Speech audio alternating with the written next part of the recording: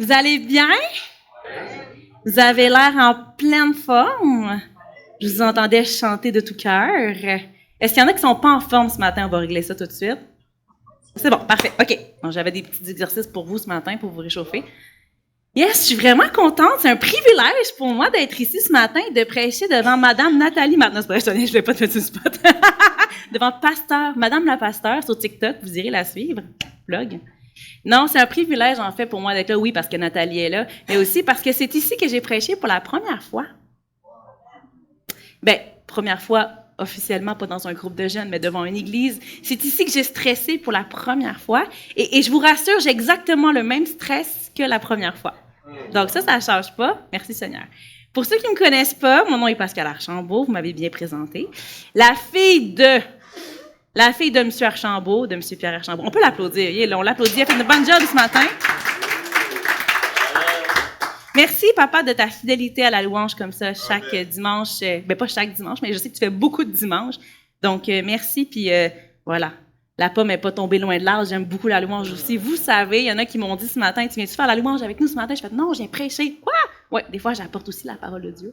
Je ne fais pas que chanter des chansons, malgré que j'aime beaucoup ça.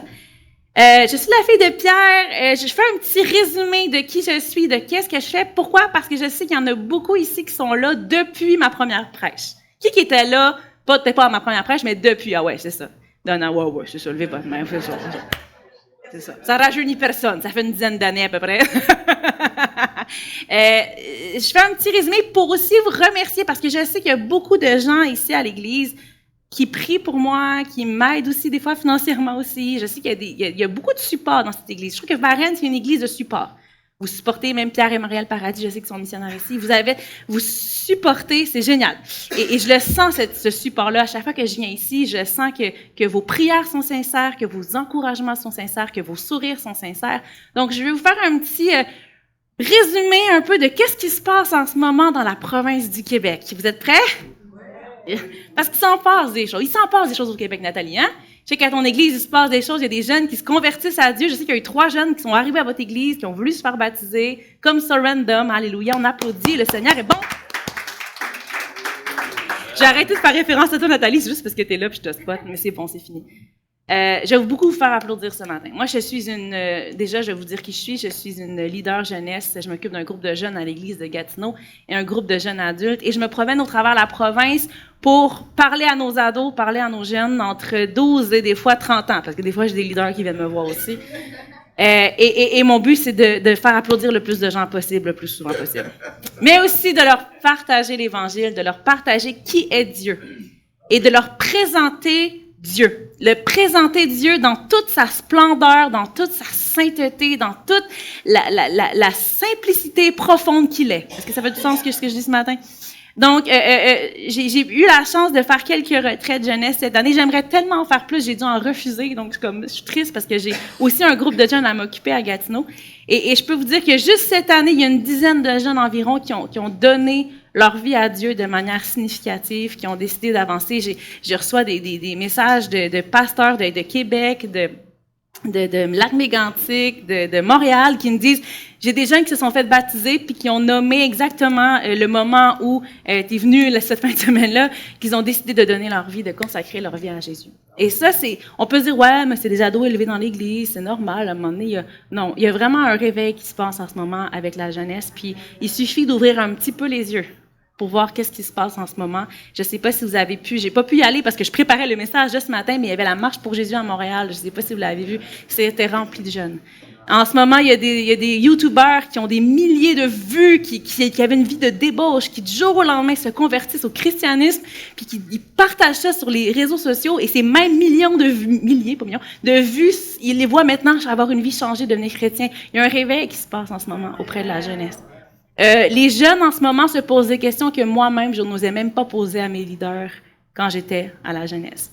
Je sais que c'est compliqué de chevaucher quand tu nais dans une famille chrétienne, de comprendre vraiment qui est Dieu pour toi, quelle est sa grâce, quelle est sa grandeur. C'est difficile de comprendre quand tu nais dans une famille chrétienne. Moi, je l'ai compris vers vers 25 ans, 26 ans à peu près. Et là, j'ai des jeunes de 12, 13, 14, 15, 16 ans qui vivent des délivrances, qui vivent des révélations de leur vie de pécheur, qui vivent la vie de l'esprit, qui demandent les dons de l'esprit. Ça pleut, il y en a. Et puis, je vous dis juste ça parce qu'en ce moment, on peut peut-être paniquer parce qu'on voit beaucoup de nouveaux arrivants. Oh, ouais, l'islam prend de la place, puis ouais, il y a ça, puis ouais, il y a ça. Mais nos jeunes voient tout ce qui se passe et se disent, il y a tellement de jeunes qui ont trouvé un absolu dans l'islam, dans le bouddhisme, dans le New Age, dans whatever, dans la sorcellerie, dans whatever, que moi, je veux être sûr puis être convaincu de cet absolu-là, puis je veux me tourner vers Jésus. Je vous dis ça pas pour épater la galerie ce matin, mais il y a réellement, et je suis convaincue, qu'il y a un réveil qui se passe avec la jeunesse. J'ai seulement besoin de prononcer que Dieu est saint. J'ai seulement besoin de prononcer que Dieu est bon. Et les jeunes se tournent vers lui. C'est des vies changées. Je pourrais en parler pendant des heures. Mais j'ai un message ce matin pour vous. Au travers aussi de mon ministère que je fais avec la jeunesse, j'ai développé avec un ami un ministère qui s'appelle Identité 103. Vous connaissez sûrement un peu, j'en ai déjà parlé à plusieurs, j'ai déjà envoyé quelques liens à plusieurs. Ça part avec un de mes amis qui, André, que tu connais, j'ai arrêté de te spotter. On a nos bureaux à leur église, plus pour longtemps, mais ça, c'est un autre détail. Merci de nous avoir prêté vos locaux pendant 2-3 ans qu'on est là. Identité 103, c'est parti parce que j'ai un ami qui, né dans l'église, avait des caractères un peu plus féminins que la normale, et a été catégorisé par la société comme étant homosexuel. Il a cru à cette étiquette-là, il s'est penché sous cette étiquette-là, il s'est prosterné sous cette étiquette-là, et il a accepté le fait que lui-même devenait alors homosexuel si la société disait de lui qu'il était homosexuel. Et au travers de ça, il y a eu tout un cheminement où il a dû se retourner vers le Père, vers son Créateur, pour savoir qui il était vraiment. Ok, la société disait de lui qu'il était quelque chose, mais Dieu disait autre chose de lui. Maintenant, il est marié, il a des enfants, il a une famille. Et on a bâti ce ministère-là qui s'appelle Identité 103. Là, vous allez me dire, pourquoi 103? Et là, j'y viens. On se base sur le psaume 103. Et c'est tellement drôle parce que la révélation de ce nom-là, d'Identité 103, est venue dans un semi-rêve, OK? J'étais en Skype, dans le temps, on avait Skype, là, ou Zoom, je sais plus, avec André au début où on brainstormait, où on réfléchissait à ce que notre ministère allait s'appeler. Et c'est un ministère qui se voulait être un endroit où on peut parler des vraies choses, on peut parler des trucs qui sont tabous, on peut aussi avoir des bonnes conversations profondes, puis pas avoir peur de mettre des gants blancs, pas marcher sur des œufs, mais vraiment de parler des choses que notre génération a besoin d'entendre. Et au travers de ce ministère-là, on a créé un podcast, André a écrit un livre, j'ai une copie avec moi derrière, j'aurais aimé peut-être en amener plusieurs, mais je suis très poche en marketing, j'ai oublié d'en amener plein. Il est en vente sur Amazon, mais ça, on en reparlera plus tard.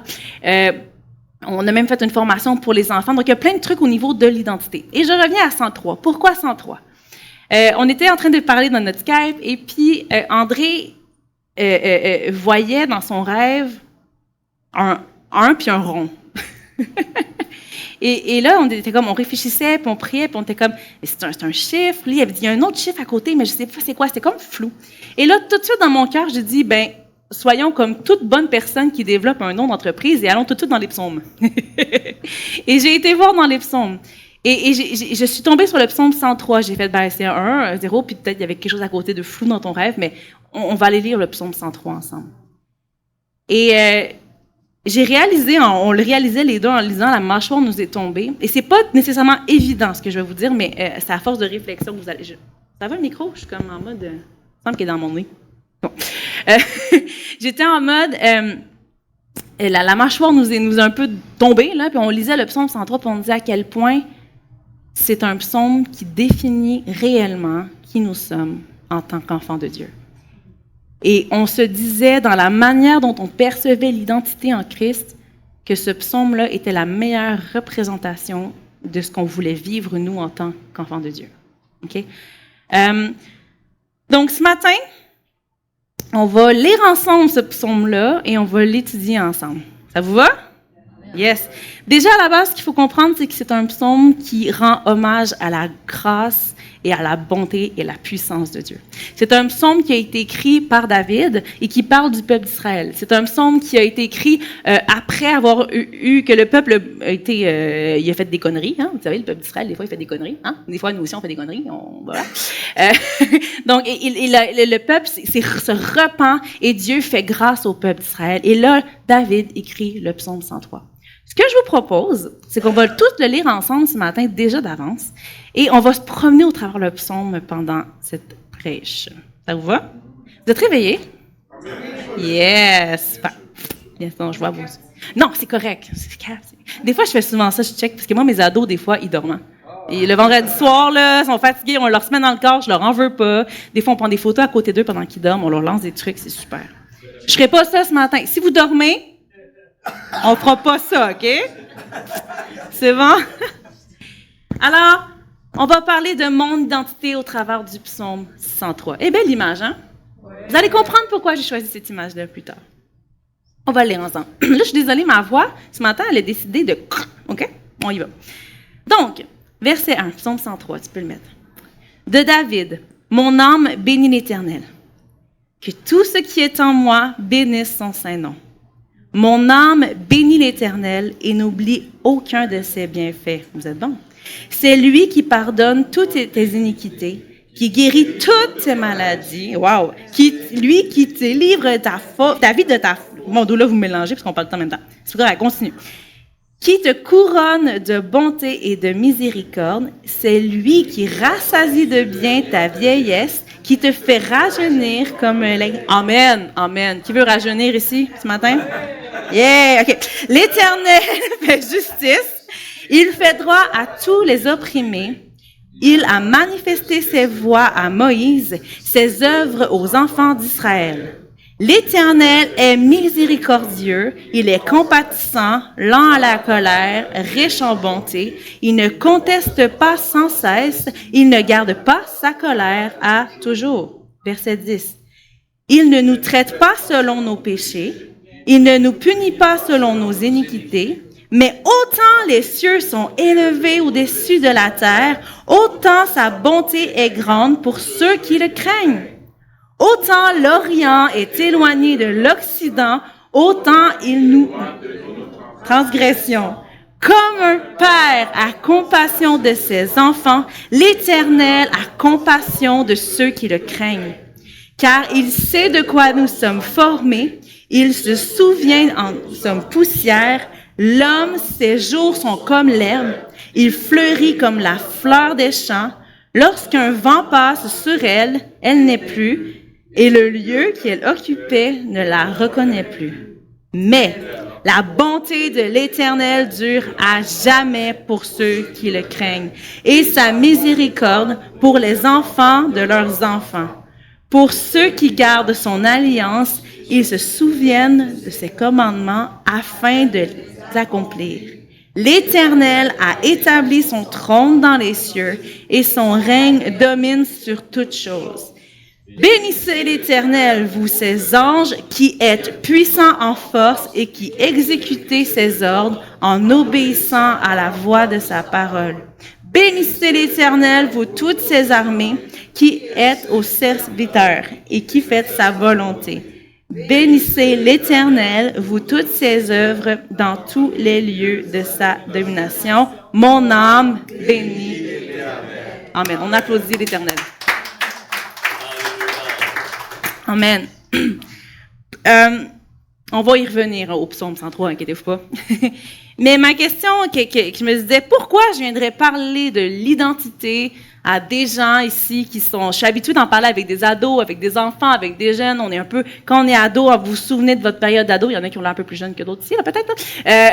Il y en a qui ça fait peut-être plus longtemps que d'autres. Mais on se souvient qu'on était dans cette quête-là de qui on est. Dans cette quête-là de c'est quoi mon identité, qui suis-je, que vais-je, où vais-je, que faire? C'est une grande question, OK? Donc, je me disais, pourquoi on parle d'identité ce matin?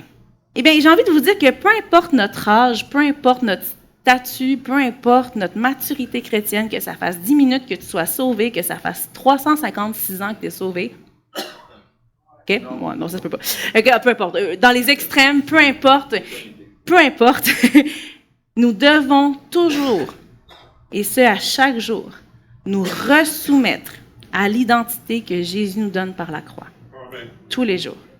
C'est pas une question de dire ah, c'est bon, Dieu, j'ai pas besoin de me rappeler ce que tu as fait pour moi parce que de toute façon, je sais qui je suis, je peux avancer. Ça fonctionne pas parce que je l'ai fait.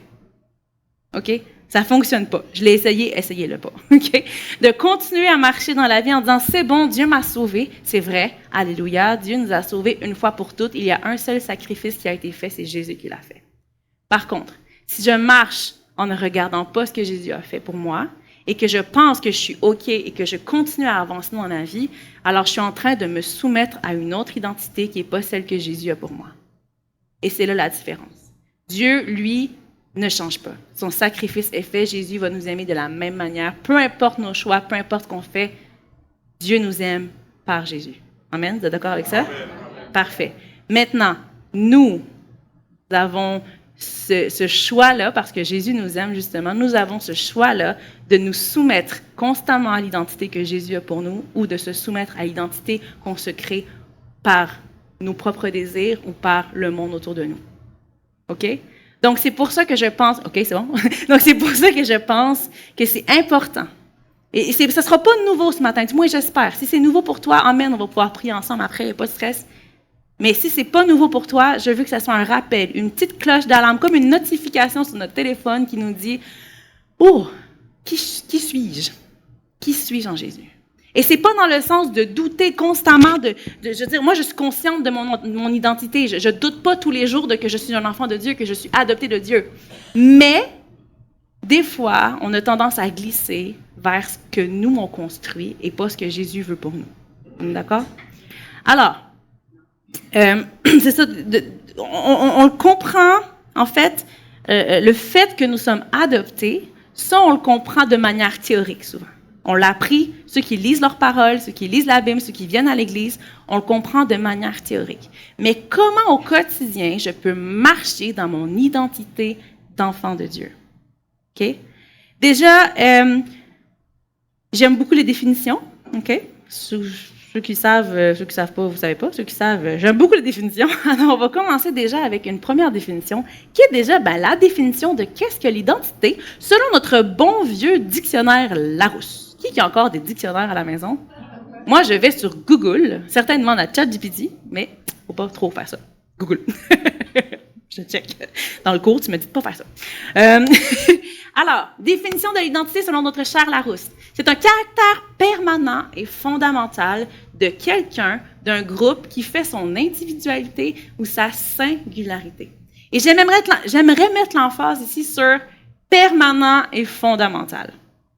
Je vous ai mentionné tout à l'heure que l'amour de Jésus ne change pas. Y a-t-il de quoi de plus permanent et de plus fondamental que le sacrifice de Jésus pour nous? Right? Versus toutes les autres choses qu'on bâtit autour de nous, qu'on se crée des royaumes, des fois, on se crée des idées, on se crée des manières de faire, par toutes sortes de raisons. On va en parler un peu plus loin, mais il y a toutes sortes de raisons qui font qu'on crée une identité en nous. Puis toutes ces choses-là qu'on utilise pour se créer notre identité, ben c'est pas des choses qui sont fondamentales, puis qui sont inébranlables, puis qui sont le mot qui était écrit là tantôt que je vois plus. All right? Ah, merci. Qui sont permanentes et fondamentales. Merci. Vous êtes d'accord avec moi? Amen. La parole de Dieu ne va pas nous mentionner directement le terme identité. C'est un terme qui est nouveau, mais elle va vraiment venir répondre à des questions sur qui suis-je, qui on est vraiment. Et la parole de Dieu fait toujours référence avec le fait que nous sommes des créatures de Dieu. C'est lui qui nous a créés. Donc, à la base, déjà, on peut dire officiellement « Alléluia, je suis quoi? Une créature de Dieu. » Ça ne change pas. Ensuite, il y a eu le péché, il y a eu la chute. On peut aussi dire, pour ceux qui ont placé leur confiance en Jésus, pour ceux qui ont décidé de suivre Jésus, on peut aussi dire officiellement que, oui, je suis une créature de Dieu, mais je suis rachetée et adoptée. Je suis un enfant de Dieu parce que Dieu a payé le prix de son Fils Jésus sur la croix pour que je puisse être héritier de ce que Dieu a et être son enfant. Donc, on retourne au fait que Dieu nous a créés pour être ses enfants. OK? Donc ça ne change pas. La parole de Dieu nous parle de ça. Que ce soit dans Galates 4, que ce soit dans la Genèse, on voit ces choses-là. OK? Mais là, on va revenir au psaume 103. Parce que si je suis un enfant de Dieu, c'est facile théoriquement, comme je vous ai mentionné tout à l'heure, de comprendre que, ouais, OK, ben c'est facile. C'est quand même mystérieux, c'est complexe, que Jésus est mort pour que je puisse, et a été le sacrifice parfait pour que je puisse avoir accès à un Père. Mais il est comment, ce Père? Et vous savez que la caractéristique du Père, qui il est, en fait, c'est ça qui repose, c'est sur ça que repose mon identité. Si le Père est d'une telle manière, mon identité va être d'une telle manière. Si mon Père est méchant, mon identité va être « Ah ». Si mon Père est bon, mon identité va être « Waouh ». OK? Vous comprenez? Et ça, on peut le voir. Je sais que dans la vie, il y en a qui ont été... on a tous eu des pères. Moi, j'ai un père. Je ne parlerai pas trop en négatif de mon père. Il est là. En super positif, je parle de mon père. J'ai eu un très bon père, OK? Non, il y en a qui ont eu des pères, il y en a qui ont eu des pères absents, d'autres qui ont eu des pères qui étaient peut-être très là, très présents, d'autres des pères qui ont enseigné la foi, peut-être qu'il y en a qui ont eu des pères qui ont eu des gestes injustes envers vous aussi, des abus, des choses comme ça. Donc, le père vient vraiment, dans notre société, construire notre identité en tant qu'enfant. Okay? La mère, elle est là pour nous nourrir, elle est là pour nous, dans notre plus profond intérieur, dans nos sentiments. Notre mère, elle est là pour nous sécuriser, tout ça. Mais le père, c'est le reflet de la société. Donc, si tu as même le reflet de comment Dieu, on le voit, en fait. Si tu as un père qui est absent, bon, on va avoir tendance à pas nécessairement comprendre que Dieu est partout, que Dieu est présent, que Dieu est toujours là pour toi. Si on a un père qui est impulsif, bon, on a peut-être l'impression que Dieu, il nous aime, mais ça a ses limites, tu vois. Donc, la façon dont on voit notre Père va vraiment venir nous construire notre identité. Et là, quand on rentre dans le psaume 103, je vais directement passer au verset 3. On peut lire ici la plus belle caractéristique d'un père exemplaire. Je sais qu'il y a des grands-papas puis qu'il y a des papas ici. Comme quand c'est pas à cocher une liste pour savoir qu'est-ce que vous avez et qu'est-ce que vous avez pas, là. Ça, ici, on parle d'un Père céleste, un Père exemplaire. Au verset 3, on n'est pas obligé de le remettre, ou tu peux le remettre si tu veux, mais si tu es capable, mais je vais juste le relire vu qu'on l'a déjà lu tout à l'heure. C'est lui qui pardonne toutes tes iniquités, qui guérit toutes tes maladies. C'est lui qui délivre ta vie de la fosse, qui te couronne de bonté et de miséricorde. C'est lui qui rassasie de bien ta vieillesse, qui te fait rajeunir comme l'aigle. L'Éternel fait justice, il fait droit à tous les opprimés. Il a manifesté ses voies à Moïse, ses œuvres aux enfants d'Israël. L'Éternel est miséricordieux et compatissant, lent à la colère, riche en bonté. Il ne conteste pas sans cesse et il ne garde pas sa colère à toujours. Ça, c'est les caractéristiques de notre papa. On le comprend théoriquement, mais quand on commence à vivre ça au quotidien dans nos vies, il y a de quoi qui a bougé. Quand on commence à vivre ça au quotidien dans nos vies, ça change la donne. Dieu est lent à la colère. Il est riche en bonté. On peut lui faire confiance. Sa colère ne dure pas. Il a prévu Jésus pour apaiser cette colère-là, justement. Il nous rassasie dans notre vieillesse, mais aussi il nous rajeunit. Peut-être pas des fois physiquement, on est tous humains, on va venir, mais le Seigneur rajeunit. Le Seigneur nous rend semblables à des enfants de plus en plus qu'on vieillit. Amen. Et c'est pour moi, là, dans ce verset de 3 à 9, c'est pour moi, là, les caractéristiques exemplaires d'un papa parfait. Et ça me donne envie d'être la fille ou le fils, pour les gars, d'un papa comme ça. Right? On est justifié. Pour comprendre notre identité, oui, on doit comprendre que Dieu est comme ça, mais au-delà de ça, on doit comprendre aussi sa grâce. Je ne peux pas comprendre qui je suis si je ne comprends pas la grâce que Dieu a eue pour moi. Je ne peux pas, OK?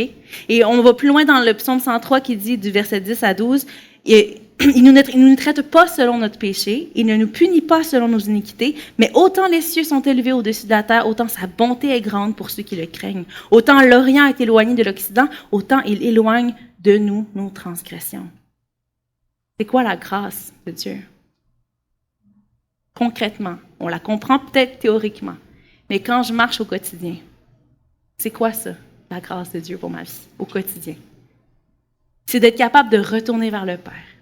C'est d'être capable de, si je tombe, déjà on peut parler d'un péché commun, OK? Ou si j'idéalise quelque chose dans ma vie, ou si quelque chose prend la place de Dieu dans ma vie, ou je commence à prendre les étiquettes du monde et me les poser sur moi, eh bien, sachez qu'à tout moment, il est possible de courir avec assurance vers le Père. À tout moment. Parce que je peux comprendre la grâce de Dieu et comprendre qui il est, qu'on peut lire dans le psaume 103. Right? Nous sommes ses enfants. Alléluia! Nous sommes, même peu importe ton âge, ça c'est le fun, on peut toujours être l'enfant de Dieu. Moi, mon papa, c'est le plus fort, c'est Dieu.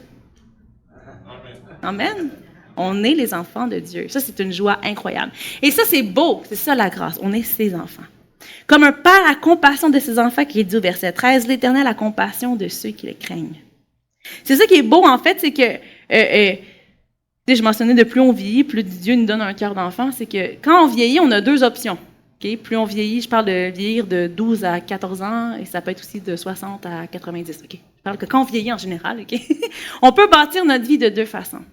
Soit qu'avec les épreuves de la vie, avec les coups durs, parce que oui, des fois, il y a des épreuves, il y a des choses qui sont difficiles, on vit des injustices, on vit des trucs qui sont pas cool, on peut commencer à avoir une certaine méfiance face à notre papa.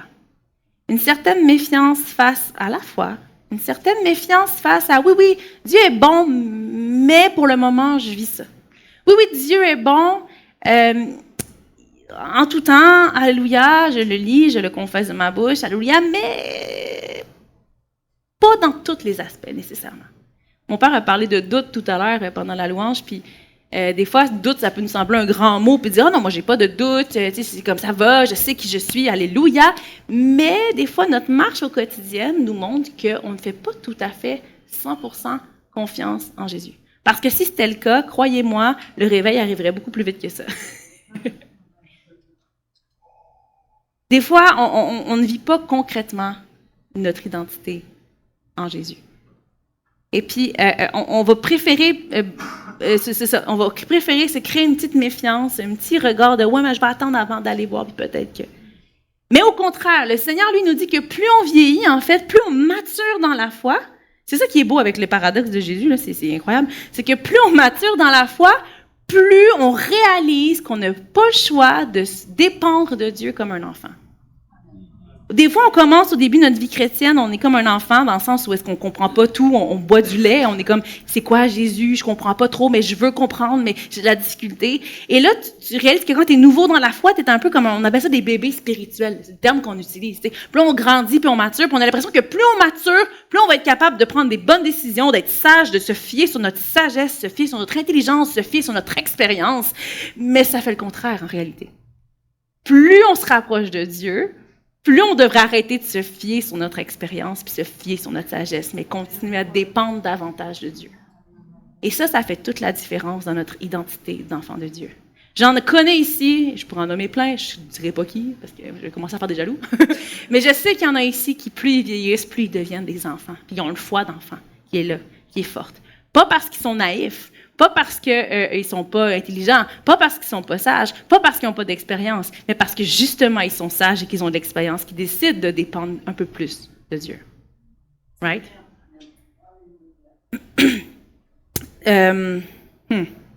Galate nous parle. Galate, c'est Paul qui écrit à l'épître aux Galates. Et puis Galate, c'est un épître que les gens, ils sont chrétiens, ils sont pas juifs, ok, c'est des chrétiens, ils sont là, des jeunes chrétiens. Et puis là, il y a des juifs qui vont commencer à arriver, voir les chrétiens, puis qui vont dire comme, ah, c'est comme ça que vous devriez vivre, c'est comme ça. Fait qu'ils sont un petit peu mêlés avec les lois juives, puis avec les lois avec les nouvelles lois, en fait, avec Jésus qui est arrivé. Donc, Paul écrit aux Galates, puis il va dire dans Galates 3, je pense que je l'ai mis, Galates 3, 26, 29. Oui, je l'ai mis, je suis hot. OK. Car la foi en Jésus-Christ, car par la foi en Jésus-Christ, vous êtes tous fils et filles de Dieu, car vous tous qui avez été baptisés pour Christ, vous êtes revêtus de Christ. Il n'y a plus ni juif, ni non-juif, il n'y a plus ni esclave, ni homme libre, il n'y a ni homme, ni femme, unis à Jésus-Christ, vous êtes tous un. Si vous lui appartenez, vous êtes la descendance d'Abraham et donc aussi les héritiers des biens que Dieu a promis à Abraham. Ça, c'est juste parce que c'est Paul, j'aime ça, Galate, parce que c'est Paul qui fait comme « Hey, oh, wake up! Non, oubliez ce qu'ils vous disent, regardez-moi ici, là. Nous sommes co-héritiers. Si tu as Jésus, all right? On est enfants de Dieu. Encore une fois, ma question. Oui, mais comment je fais pour vivre au quotidien comme un enfant de Dieu? Ça ressemble à quoi? Ça mange quoi en hiver? C'est un enfant de Dieu. C'est pas. C'est quoi ça, un enfant de Dieu? Est-ce que c'est un enfant de Dieu qui, justement, tantôt, j'ai fait la blague de mon père, c'est le plus fort, c'est Dieu, tu sais. Des fois, on marche comme enfant de Dieu, puis on marche un petit peu avec arrogance, tu sais, parce que moi, j'ai Dieu. Moi, j'ai Dieu. Moi, je sais c'est qui mon papa. C'est Dieu. Right? Faut faire attention. Faut faire attention dans la manière dont on se présente en tant qu'enfant de Dieu. C'est pas parce que notre papa est le roi des rois de l'univers qu'on doit se monter la tête. Right? Et le verset juste après, il vient nous rappeler qu'il ne faut pas se monter la tête. Parce qu'au psaume 103, verset 14, ça dit « Car il sait de quoi nous sommes formés, il se souvient que nous sommes poussière. L'homme, ses jours sont comme l'herbe, et il fleurit comme la fleur des champs. Lorsqu'un vent passe sur elle, elle n'est plus, et le lieu qu'elle occupait, ne la reconnaît plus. » Ouh! Attends. Quel paradoxe! Je suis un enfant de Dieu. Mon Père, c'est le roi des rois de l'univers tout entier, le créateur de toutes choses, lui qui place la limite à la mer, lui qui a fait pousser les arbres, lui qui fait en sorte qu'aujourd'hui, on a un beau soleil, même s'il fait chaud. Alléluia. Lui qui fait en sorte qu'on a de la belle neige l'hiver, juste pour faire un petit rappel à ce que Donald a dit, pour qu'on s'en souvienne que l'hiver s'en vient. Ce Dieu-là... Non, non, on n'est pas pressé. Seigneur, aie compassion de tes enfants ce matin. On n'est pas pressé. Qu'est-ce que je disais avec ça, moi? Ah oui, c'est ça. Donc, nous, avec ce paradoxe-là, qu'on est en fait aussi poussière, qu'on a été formés de la terre. C'est fou. Dieu nous a donné de la valeur, même s'il nous a formés de la poussière. Pourquoi? Parce qu'il veut. Parce qu'on est sa création. Parce que c'est un être plein de compassion. Parce qu'il ne peut pas faire autrement que nous aimer. Parce qu'il est Dieu. Il est compassion. Il est amour. Right? Yes. Et ça vous titille peut-être une petite cloche quand on parle que l'homme est comme une fleur des champs. Et j'ai envie qu'on aille lire Matthieu 6, 26, 28 en version Bible du Sommeur. Okay? Je l'ai mis celui-là aussi, je pense, Matthieu. Matthieu 6, 26. Ah, ça vous dit quelque chose, ce verset, hein? Voyez ces oiseaux qui volent dans le ciel, ils ne sèment ni ne moissonnent, ils n'amassent pas de provisions dans les greniers, et votre Père céleste les nourrit. N'avez-vous pas bien plus de valeur qu'eux? D'ailleurs, qui de vous peut, à force d'inquiétude, prolonger son existence, ne serait-ce que de quelques instants? Quant aux vêtements, pourquoi vous inquiétez-vous à ce sujet? Observez les lys sauvages, ils poussent sans se fatiguer à tisser des vêtements. Dieu prend soin des petits oiseaux, des petits moineaux qui ont l'air insignifiants. On a une petite cabane dans la maison où il y a plein de petits moineaux, puis à chaque année, ils viennent. Je me regarde des fois, je suis comme, pas fort comme oiseau, ça. Pas fort. En plus, ils ont un cri assez... En tout cas, mais je suis comme, Seigneur, tu prends soin d'eux. C'est génial. Ou les fleurs comme ça. Tu sais, on se promène des fois sur le bord du champ, sur le bord de l'autoroute, puis il y a des fleurs... sur le bord de l'autoroute, il y a des fleurs qui poussent là. Tu es comme, voyons qu'il y a des fleurs qui poussent là. Tu sais. Le Seigneur prend soin de ces petites choses-là. Imaginez-nous. L'oiseau, il n'a pas décidé d'être un oiseau, il n'a pas décidé, je vais faire confiance à Dieu, il va me nourrir. La fleur n'a pas dit, je vais pousser, puis est-ce que Dieu va vraiment me donner des belles pétales? Un pétale, deux pétales, mais il ne va pas me donner des belles pétales. Les oiseaux puis les fleurs, ils ne se posent pas cette question-là. Ils sont juste là, ils existent, puis Dieu prend soin d'eux. À combien plus forte raison, nous, en tant qu'enfants de Dieu, qui avons le choix de décider si on veut se soumettre à Dieu ou pas, et qu'on décide de choisir Jésus, comment Dieu nous perçoit, lui. Imaginez-vous 2 secondes. L'oiseau et la fleur n'ont pas choisi. Ils sont juste pris en charge par Dieu naturellement. Nous, on a le choix d'être pris en charge par Dieu naturellement. On choisit ça. Pour combien plus forte raison Dieu veut honorer ça, que notre Papa céleste veut honorer le fait qu'on décide de marcher sous son identité à lui. Un enfant là, va marcher dans la rue puis il va dire « Regardez mon papa, il est cool, regardez mon papa, genre je fais des belles choses pour mon papa, regarde mon papa, il est cool, mais je veux y ressembler à mon papa. » Oh, combien ça fait la joie d'un père? Je suis pas père, moi, mais qui ici a été père? Check. Papa, tu peux lever la main? Oui, c'est bon. J'étais comme, il est en train de nous renier. Ah, incroyable. OK. Là, je ne poserai pas la question à mon père. Y a-t-il des pères ici qui sont fiers quand leurs enfants, quand leurs petits-enfants ou quand leurs enfants à l'époque, les regardaient avec admiration? Ah oui, ben c'est ça, lève ta main, papa. Quand les enfants venaient, « Hey, papa, pourquoi? » Moi, je me souviens, je te mets sur le spot, là. Je me souviens, quand j'étais petite, je posais un milliard de questions à mon père. Puis mon père, j'avais l'impression qu'il avait toujours les réponses. Mon papa, c'était vraiment le plus fort dans ma tête, tu sais. Ben, ça allait encore. Ben, en tout cas, tu comprends? Dans ma tête, t'étais le plus fort. Là, c'est ça. Ouais. Là, je réalise en vieillissant que t'es un humain. Puis voilà. Mais je disais, papa, pourquoi les oiseaux, ils ont pas de choc électrique quand ils se mettent sur les fils? Là, mon père m'expliquait. Ben, il n'y a pas, nanana. Pourquoi quand je vois un ballon, le son, il vient plus vite? Je posais plein de questions. Mon père avait toujours la réponse. Puis même s'il n'y avait pas la réponse, j'avais l'impression qu'il y avait quand même la réponse. All right? C'est le fun pour un papa. Ça donne envie pour un papa de faire comme, je vais faire plaisir à mon enfant. Je vais aller lui acheter une crème glacée. Je vais aller acheter une voiture. Je vais aller... Tu sais, ça donne envie, hein, papa? Ça donne envie d'acheter des choses à son enfant. Non, mais ça donne envie de faire plaisir à son enfant. Right? Imaginez-vous comment Dieu prend soin de nous. Et les païens, comme j'ai mentionné tout à l'heure, les païens vivent avec toutes sortes vont se définir avec toutes sortes de manières. Les païens, ceux qui ne croient pas en Dieu, vont se définir avec leur statut social, avec qui ils sont, avec leur acquisition, avec leur passion, avec leurs émotions, avec leurs désirs, avec leur mal-être. J'ai fait une grosse liste, mais bon, on peut dire éternellement. Et ça, ils vont même se construire avec leurs blessures. J'ai vécu quelque chose, je veux pas faire ça, donc je vais être comme ça. J'ai acquis telle chose, je suis un retraité. J'ai acquis assez d'argent, je peux dire que je suis dans la classe moyenne. Je peux dire que je suis mariée, je peux dire que j'ai des enfants, je peux dire ci, je peux dire ça. Donc, le monde sans Dieu, on va l'appeler comme ça, tout ce qui est sans Dieu va se référer à ces choses-là pour définir quelle est leur identité. Et je ne sais pas pourquoi les chrétiens, des fois, on a tendance à vivre comme des païens quand même. On a tendance à dire, Seigneur, je sais, je suis un enfant de Dieu, alléluia, mais heureusement que j'ai mis de l'argent de côté. Parce que sinon, je serais pauvre, tu sais. Mais j'ai pas la voiture que je voudrais, Seigneur. J'aimerais bien avoir cette voiture-là, Seigneur. On regardait justement avec mon père, je parle d'histoire de père, mais on regardait une Volkswagen GTI Golf grise foncée que je rêve d'avoir, puis ça m'a duré 30 secondes, hein, hier, j'étais dans le stationnement, puis j'étais comme, c'est ma voiture de rêve, je la voudrais tellement. Puis là, je me suis mis à réfléchir, ça coûte cher l'assurance, ça coûte cher de pneus, ça coûte cher, je vais aller trop vite avec ça, je vais avoir des tickets, puis non, ça marchera pas. Seigneur, regarde, je suis ta fille, prends soin de moi, donne-moi ce qui est meilleur pour moi. OK? Mais c'est notre tendance humaine, c'est notre chair de vouloir dire, si j'avais ça, mon église, je vois cette église-là, mais on n'est peut-être pas tant que ça dans notre église, je suis ça.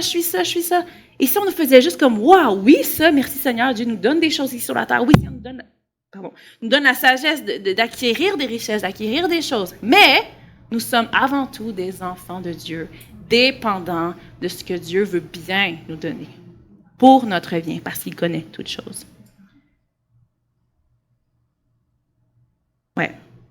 Dieu, c'est une valeur sûre. Dieu, c'est une valeur sûre, comme j'ai dit par rapport à la définition. Dieu, c'est une valeur sûre. Dieu, c'est une identité qui est infaillible. Dieu, c'est une identité fondamentale. Ça me fait rire que la définition, ça me fait rire, que le terme d'identité parle autant de trucs fondamentaux, quand que rien n'est fondamental dans notre société en ce moment. Rien. Même en tant que chrétien, on veut regarder ce que le monde fait avec un peu d'envie. Non, il n'y a rien de fondamental. Jésus est fondamental. Amen. Dieu est fondamental. Dieu ne change pas. Amen. C'est une valeur sûre. Au verset 17, ça dit, du psaume 103, ça dit, attendez un peu, j'avais-tu dit ça tantôt? Ouais, Matthieu 6, 31, 33, je ne l'ai pas dit ça, je m'excuse. Matthieu 6, 31, 33. Voilà, OK. Ne vous inquiétez donc pas et ne dites pas que mangerons-nous et que boirons-nous et avec quoi nous habillerons-nous. Toutes ces choses, c'est les païens qui s'en préoccupent sans cesse. Votre Père, qui est dans les cieux, sait que vous en avez besoin. Faites donc du royaume de Dieu et de ce qui est juste à ses yeux votre préoccupation première, et toutes ces choses vous seront données en plus. Dieu, c'est beaucoup plus que ce que nous, on a besoin. Puis, je suis la première. Si je vous parle de ça, c'est parce que je le vis, OK? C'est pas parce que, je prétends théoriquement comprendre ce que Dieu veut. J'ai vécu une année assez complexe au niveau de mon identité, au niveau de Dieu, est-ce que tu m'as oublié? Dieu, est-ce que je suis là? Dieu, est-ce que tu t'entends-tu? J'ai l'impression d'avoir vécu un désert dans les derniers mois, dans la dernière année, où la voix de Dieu était peut-être moins là, où je me sentais peut-être un peu abandonnée de mon papa. Mais je me rappelle toujours, non, je suis un enfant de Dieu, je suis son enfant. Dieu, tu prends soin de moi. Papa, tu prends soin de moi. Et ça me ramène à Galates 4 encore. J'aime beaucoup Galates, je vous le rappelle encore, parce que Paul tape sur le clou. Il dit dans Galates 4, 6, « Puisque vous êtes... » Moi, j'ai-tu mis? Moi, je pense que je l'ai mis. Galates 4, 6, je l'ai-tu mis? Je l'ai-tu mis? Si je ne l'ai pas mis, je vais vous le lire avec amour, pareil. Oh yeah! Parfait. Dieu est bon, il pourvoit pour mon PowerPoint. Je sais pas. Ah, c'est ça, mon image. Alléluia. OK. Puis, puisque vous êtes ses fils et ses filles, Dieu a envoyé dans votre cœur l'esprit de son Fils qui crie « Abba », c'est-à-dire « Père ». Et je dirais même plus, ça veut dire « papa ». C'est un terme très proche, Abba, en fait. Ainsi donc, tu n'es plus esclave, mais fils ou fille, et puisque tu es fils ou fille, tu es héritier des biens promis grâce à Dieu. Et je veux mettre l'emphase sur le verset 6 qui dit que ce qui fait qu'on peut marcher au quotidien, bien sûr, on sait dans la parole que marcher par l'Esprit, c'est aussi fait partie de la vie du croyant. On a besoin du Saint-Esprit pour vivre. Et puis, je veux vraiment finir avec le fait que l'Esprit qui vit en nous, c'est l'Esprit vivant de Jésus, right? C'est l'Esprit Saint. C'est un esprit qui nous guide, c'est un esprit qui nous amène la vérité, c'est un esprit qui nous pousse vers le Père. Et cet esprit-là qui vit en nous crie constamment « Abba, Abba, Abba Père, mon Père, mon Père ». Au moment où est-ce que, dans ce désert que je vis, que je vous ai mentionné tantôt, au moment où est-ce que j'ai des doutes, au moment où ça ne va pas, au moment où je dois me rappeler, et pas juste me rappeler, mais je dois continuellement marcher dans l'Esprit et être rempli de son Saint-Esprit. Parce que je sais que si je suis rempli de son Saint-Esprit à l'intérieur de moi va lui crier « Abba Père ». Quand moi, je ne suis pas capable dans ma chair, quand moi, je ne suis pas capable parce que je me compare, quand moi, je ne suis pas capable parce que je vis une détresse, ben je sais que le Saint-Esprit peut crier à ma place « Abba Père ». Et ça, c'est un fait, c'est une conviction. Si l'Esprit de Dieu vient en vous, ce qui est en vous crie « Papa ». Papa, papa, c'est toi que je veux, papa. Et l'esprit qui vient en nous va nous faire marcher comme la tête haute, pas arrogante, mais la tête haute en sachant que notre papa, oui, c'est le plus fort, puis c'est Dieu. Right? Comment je peux vivre dans cette identité-là? Ben, le psaume le mentionne que dès le début, mon âme bénit l'Éternel et n'oublie aucun de ses bienfaits. Je pense qu'il y en a beaucoup ici qui sont bien placés pour dire que Dieu a été fidèle, que Dieu est encore fidèle et que Dieu a des bienfaits et que souvent aussi, en marchant par l'Esprit, on se rappelle quelles sont les bontés, qu'est-ce que Dieu a fait pour nous dans nos vies et ça nous aide à marcher en tant qu'enfants de Dieu. Right? Yes. J'aime parce que j'ai pas lu le premier justement verset du psaume 103 qui dit de David, mon âme bénit l'Éternel, que tous ceux qui ont en moi bénissent ton saint nom. Mon âme bénit l'Éternel et n'oublie aucun de ses bienfaits, comme j'ai mentionné. Et il vient faire un sandwich avec le psaume à la fin, il recommence encore. Au travers de tout ce qu'il a dit, au travers de toutes les caractéristiques de Dieu, au travers du fait qu'on est ses enfants, qu'on n'est pas oubliés, il finit en disant maintenant, il va parler pour tout le monde. Il va parler pour le peuple d'Israël, mais aussi pour toute la terre. Il va dire, pas juste mon âme bénit l'Éternel, mais il va dire, bénissez l'Éternel. Vous toutes ses œuvres, dans tous les lieux de sa domination, mon âme bénit l'Éternel. Et ce que j'ai pas mentionné au début, c'est qu'il y a plusieurs versions de la Bible qui mentionnent que le psaume central, que le verset central de la Bible serait dans, j'ai dit ici, dans Psaume 118:8. Okay? Mais il y a d'autres versions, quand on réanalyse encore avec d'autres versions un peu plus anciennes, on réalise que le verset central de la parole de Dieu se trouve au psaume 103, 1 à 2. Mon âme bénit l'Éternel et n'oublie aucun de ses bienfaits. Ce matin, on a loué le Seigneur ensemble. On a dit, je suis né pour te louer. Ça fait partie de notre identité. Oui, on est enfant de Dieu, mais rappelez-vous quand vous étiez enfant, ou rappelez-vous de vos enfants, ou rappelez-vous de vos petits-enfants quand ils regardent leur père, ou quand ils regardent avec admiration leur père, ou avec dire, lui a toutes les réponses, lui a ci, lui a ça. On devrait de la même manière regarder avec admiration notre Dieu. Et c'est ça qui devrait nous pousser à le louer, à l'adorer. Parce qu'il est Dieu, parce qu'il est bon, parce qu'il est compatissant, parce qu'il est lent à la colère, parce qu'il nous a aimés le premier. Amen. Donc, que ça puisse... dans notre identité, qu'on puisse marcher la tête haute en criant, quand ça va pas, là, quand que je suis dans le noir, quand j'ai la maladie qui vient, quand j'ai un deuil, quand je perds quelque chose, quand les choses d'étiquette du monde commencent à s'arracher de moi, puis j'ai l'impression de perdre un peu le contrôle. Des fois, je sais pas vous, mais des fois, j'ai l'impression de tomber dans le vide puis d'avoir rien à quoi m'accrocher. Ça, c'est l'identité du monde. genre, je dois toujours me ramener à papa. Papa, aide-moi. Papa, aide-moi, s'il te plaît. Papa, aide-moi. C'est ça, notre véritable identité. Papa, aide-moi. Et ça, peu importe notre âge, votre père, il va être là. Vous n'êtes pas trop vieux, vous n'êtes pas trop jeune pour dire, papa, aide-moi, j'ai besoin de mon papa. Amen. Moi, quand je suis prise sur l'autoroute avec mon auto qui est pété, quand j'étais ado, je m'en souviens, j'appelais mon papa, papa, viens m'aider. Quand il décrochait le téléphone, ça c'est un papa terrestre, quand il réussissait à décrocher le téléphone, il venait tout de suite. Il venait tout de suite, par contre. Amen. Amen, notre papa, il est céleste, il est parfait, il décroche tout de suite. Non, papa, tu décrochais quand même rapidement. Mais tu venais à mon secours. Amen. Qu'on puisse crier, Abba, Père. C'est ça, notre identité. Quand je parle à des ados, quand je parle à des jeunes, justement, c'est ce Dieu-là que je veux présenter. Parce que j'en ai beaucoup d'ados qui ont des problèmes de père, que les pères sont pas là, que whatever, des divorces, ou peu importe, OK.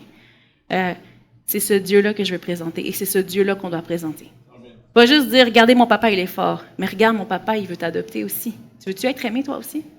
Tu as parlé de témoignage tout à l'heure, on parle de ça, on est autour de nous, puis d'avoir cette compassion-là, la même compassion que Dieu est. Parce que sans compassion de Dieu, on n'a pas d'identité. Sans compassion, sans sa compassion, on n'est rien, en fait. Sans toute la première partie du psaume 103, on serait rien. On serait dans le vide, à essayer de prendre des choses qui n'ont pas de sens. OK? Je vais finir là-dessus. Et j'ai peut-être envie qu'on chante justement « Je suis né pour te louer », à moins que tu avais un nom de chant, Pops.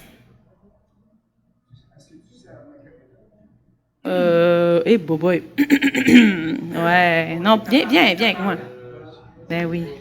Regarde, j'ai tes chants ici, maman, venue ici. Ah, quand je regarde ta sainteté. Ah oui, on chante ça. Ah, on va chanter ça ce matin. On va se lever ensemble, mais je veux prier aussi. Je veux prier pour deux choses. Vous pouvez vous lever. Ceux qui sont encore en forme, on va se lever. Sinon, vous pouvez rester assis aussi, pas de stress. Levez-vous dans votre cœur. Amen. J'ai envie de prier pour deux choses. J'ai envie de prier pour peut-être qu'il y a des gens ici qui n'ont jamais senti qu'ils étaient adoptés de Dieu, ou ce n'est pas une décision qu'ils ont déjà prise, mais qu'ils ont envie d'être l'enfant d'un Père parfait comme ça. On va prier pour vous. Parce qu'il faut comprendre que par Jésus, tu as accès à ce Père-là. Mais on va aussi prier pour ceux que peut-être que vous avez commencé tranquillement, pas vite, à vous soumettre à des étiquettes que le monde vous a mis, ou à des étiquettes que vous vous êtes vous-même forgées, que ce soit l'argent, que ce soit les inquiétudes financières, que ce soit la santé, que ce soit la famille. C'est toutes des choses, je sais que c'est triste, c'est toutes des choses qu'on peut perdre, même la famille, même la santé, même l'argent, même tout ce qui est terrestre. Peut-être que j'ai envie qu'on prie, en fait, avec repentance ce matin, qu'on puisse demander pardon à Dieu de s'être soumis à des étiquettes qui n'étaient pas Jésus. Et qu'on puisse renouveler ensemble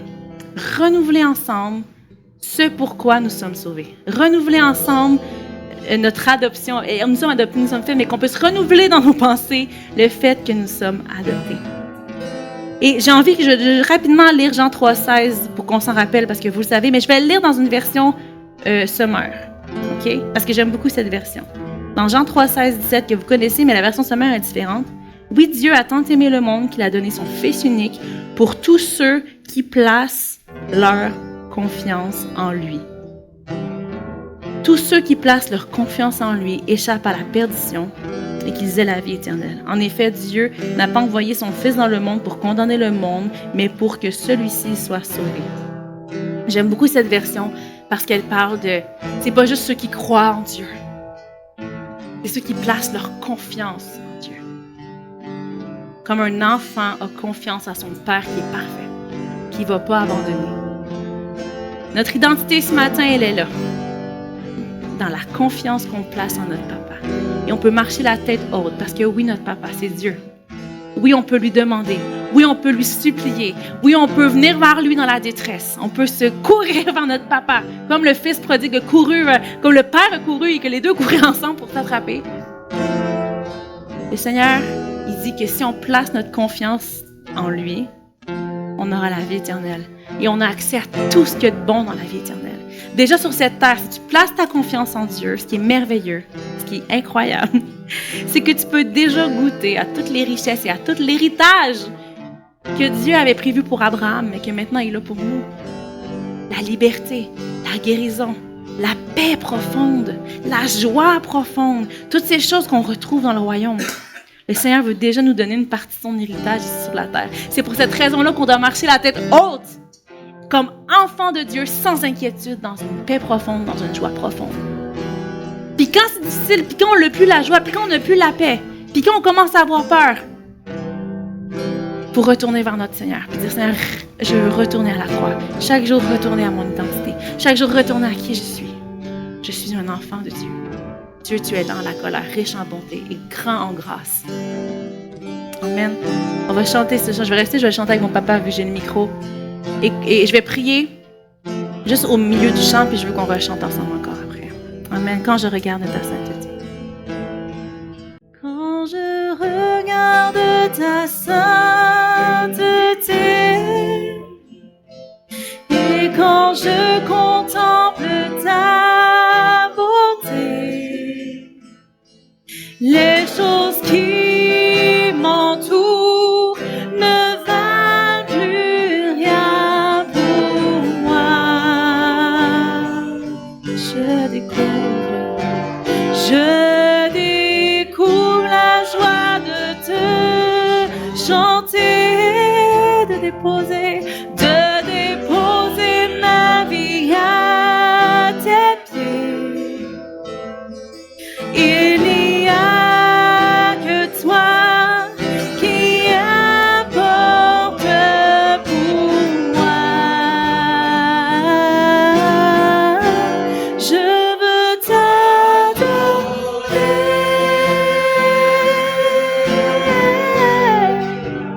Oui, t'adorer. C'est ma raison de vivre. Ma raison de vivre, c'est de t'adorer. Je veux t'adorer.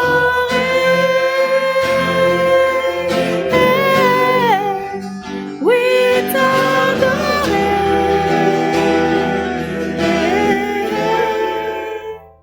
Ma raison de vivre, c'est de t'adorer. Ce matin, j'ai envie de prier pour ceux qui cherchent un père. Pour ceux qui cherchent en Dieu un père. Donc, si c'est ton désir ce matin, je veux juste que tu saches que Jésus est la réponse. Que Jésus est celui qui va t'amener au Père. Jésus dit qu'il est le chemin, la vie et la vérité. Que nul ne vient au Père que par lui. Dieu est tellement saint, tellement pur, tellement propre, tellement parfait. Et nous, on est tellement poussière, tellement sale, tellement loin, que par amour, on a besoin de Jésus. Que Jésus est mort pour nous, lui qui était saint, parfait, sans tache, pour prendre notre place, pour nous donner accès à Dieu. Donc, je vais t'inviter à faire cette prière-là avec moi si c'est la première fois que tu comprends le concept de Dieu comme Père. Si tu le veux comme Père, on va demander à Jésus de venir dans ta vie, de venir prendre la place de tes fautes, de tes péchés, de ta saleté.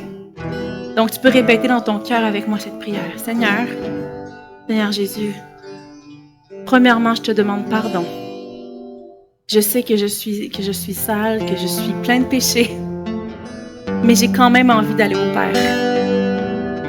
Alors, Jésus, je te demande de venir dans ma vie. Je te demande de venir prendre toute la place dans mon cœur. Je veux te suivre. Je veux te suivre. Parce que je sais qu'il n'y a aucun chemin qui mène à Dieu que toi.